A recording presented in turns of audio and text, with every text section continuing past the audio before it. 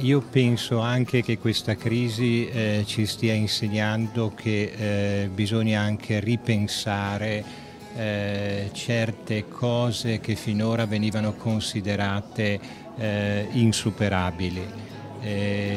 La centralità della persona, una cultura diversa del consumo, un nuovo modo di rapportarsi alle merci, considerare che i beni sono qualcosa di più delle merci, e credo che abbiamo un impegno grande soprattutto nei confronti dei nostri adolescenti, dei ragazzi che sono, non lo dico con voglia di riprendere nessuno, ma certe volte se non hanno l'ultimo telefonino uscito l'ultimo mese si sentono infelici, se non hanno l'ultimo abito firmato sono infelici, se ci sono 2 chili di più nel peso forma sono infelici.